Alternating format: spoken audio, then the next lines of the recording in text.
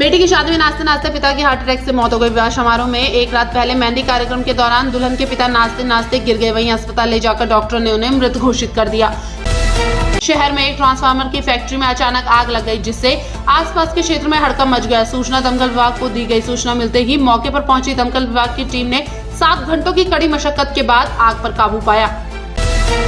Khatima Kilpura one range के कर्मियों द्वारा पर्यावरण संरक्षण के लिए प्लास्टिक हटाओ और धरती बचाओ अभियान चलाया गया। जंगलों में फेंके जाने वाले प्लास्टिक से वाइल्ड लाइफ को और पर्यावरण को होने वाले भारी नुकसान के बारे में भी जनता को बताया। पौड़ी के यमकेश्वर ब्लॉक के आधा दर्जन गाँव में जैविता पार्क और हर्बल गार्डन रिसर्च कम ट्रेनिंग सेंटर परियोजना में अमली जामा पहचानने की तैयारी चल रही है। इस परियोजना को Patanjali research foundation trust Selaqui के वैज्ञानिकों द्वारा जल्द ही संचालित किया जाना है। रुड़की में सीएम धामी ने बाल गुरुग्राम के वार्षिक उत्सव कार्यक्रम का उद्घाटन किया। इस दौरान उन्होंने कहा, संत सदैव समाज के उत्थान के लिए कार्य करते हैं। आपदा प्रबंधन विभाग में उत्तराखंड राज्य आपदा प्रबंधन और मौसम विज्ञान केंद्र के बीच MOU साइन किया गया। उत्तराखंड एक आपदा प्रभावित क्षेत्र होने की वजह से और राज्य के पास इनपुट की कमी के कारण मौसम और आपदा की सटीक जानकारी कई बार उपलब्ध नहीं हो पाती है। दोनों विभागों ने कहा कि MOU साइन के बाद संयुक्त प्रयास से आपदा प्रबंधन बेहतर तरीके से काम कर सकेगा। लक्सर में बीती रात दुकान के भीतर 45 वर्षीय मुकेश की मार पीट कर हत्या कर दी गई। सूचना मिलते ही पुलिस बल मौके पर पहुंची। पुलिस ने शव को पोस्टमार्टम के लिए भेज दिया है। अंकिता हत्याकांड में नार्को टेस्ट को लेकर हत्याकांड के आरोपियों ने 10 दिन का समय मांगा है। मामले में आज नोटिस जारी होने थे। आरोपियों ने पौड़ी जेल अधीक्षक के जरिए JM कोर्ट से समय मांगा। रेलवे पुलिस प्रदेश भर में यात्री सुरक्षा जागरूकता सप्ताह मना रही है, जिसके तहत यात्रियों को सुरक्षित यात्रा के लिए जागरूक किया जाएगा। DIG ने हरिद्वार रेलवे स्टेशन पर जागरूकता कार्यक्रम में हिस्सा लिया।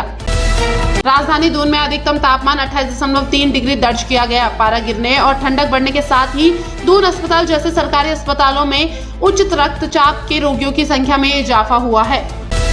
रुड़की कॉलेज में छात्रों पर फायरिंग का आरोपी अंशुल यादव को STF ने गिरफ्तार कर लिया है। आरोपी पर STF ने 5000 का इनाम भी रखा था। सड़कों पर लावारिस पशुओं के आतंक से निजात दिलाने के लिए मेयर ने नगर निगम आयुक्त को जल्द ही कांजी हाउस का निर्माण करने के निर्देश दिए हैं। मेयर ने कहा कि राजस्व भूमि मिलते ही कांजी हाउस का जल्द निर्माण कराया जाएगा।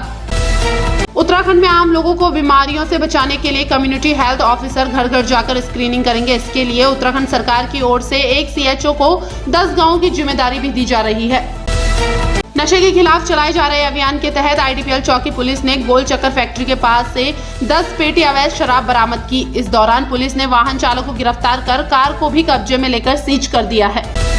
7 सूत्रीय मांगों को लेकर खनन कारोबारी हल्द्वानी में अनिश्चितकालीन धरने पर बैठ गए हैं। कारोबारी सरकार के खिलाफ एक प्रदेश एक रॉयल्टी ग्रीन टैक्स खत्म करने के लिए 7 सूत्रीय मांगों को लेकर बेड़ी पड़ाव में अनिश्चितकालीन धरने पर बैठे हैं।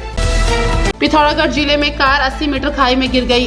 इस हादसे में ड्राइवर कार से बाहर निकल गया। 28 साल की युवती कार में ही फंस गई, जिसे SDRF की टीम ने मुश्किल से बाहर निकाला।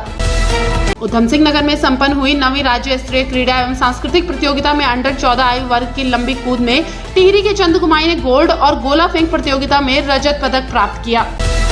रुड़की में घर में घुसकर युवक ने अपनी पूर्व प्रेमिका के साथ दुष्कर्म का मामला सामने आया। आरोपी की 2 दिन पहले ही किसी अन्य युवती के साथ सगाई हुई थी। फिलहाल आरोपी नदीम को पुलिस ने गिरफ्तार कर लिया है।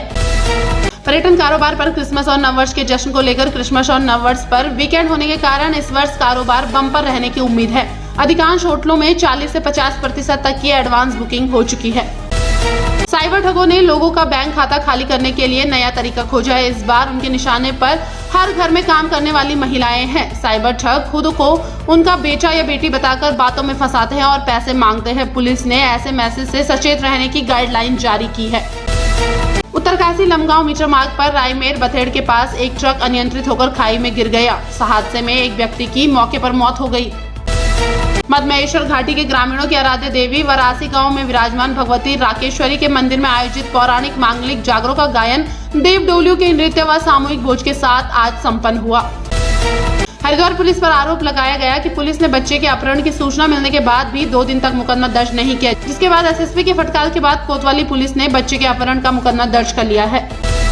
दून के धाकड़ बल्लेबाज अभिमन्यु ईश्वरन को भारतीय टेस्ट टीम में जगह मिलने से उत्तराखंड के क्रिकेट प्रेमियों में खुशी की लहर है। कप्तान रोहित शर्मा के चोटिल होने के कारण बांग्लादेश के खिलाफ टेस्ट सीरीज के लिए उनका टीम इंडिया में शामिल किया गया है।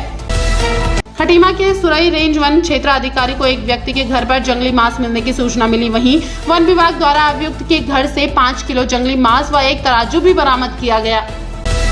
बादराबाद के बडेड़ी गांव में आरोपी ने पीतल के एक तमंचे को एक युवक की गर्दन पर लगाकर फोटो खिंचवाई और उसे सोशल मीडिया पर अपलोड कर दिया। आरोपी को पुलिस ने धर दबोचा, साथ ही तमंचा भी बरामद किया गया।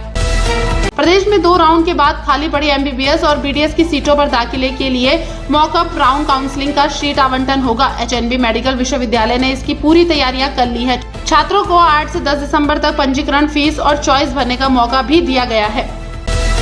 जौलापुर थाना क्षेत्र के कड़च मोहल्ले में 8 माह का बच्चा संदिग्ध परिस्थितियों में लापता हो गया था। बच्चे की तलाश में पुलिस की कई टीमें बनाई गई। मुखबिर की सूचना पर पुलिस ने रोड़ी बेलावाला से बच्चे को सकुशल बरामद किया। मामले में पुलिस ने 5 महिलाओं समेत एक पुरुष को गिरफ्तार कर लिया है। SSJ विश्वविद्यालय में अंतर महाविद्यालय महिला और पुरुष बॉक्सिंग प्रतियोगिता का रविवार को समापन हुआ। दोनों वर्गों में जीत दर्ज कर पिथौरागढ़ की टीम चैंपियन बनी। विजेता टीम को पुरस्कार देकर सम्मानित किया गया। फॉरेस्ट गार्ड भर्ती परीक्षा मामले में आयोग हाईकोर्ट पहुंच गया है। 2020 में हुई इस भर्ती परीक्षा में 11 उम्मीदवार पकड़े गए थे। इनमें 40 ब्लूटूथ से नकल कर चयनित हुए थे। आयोग ने पुनर्विचार याचिका दायर की है, जिस पर आज सुनवाई होगी।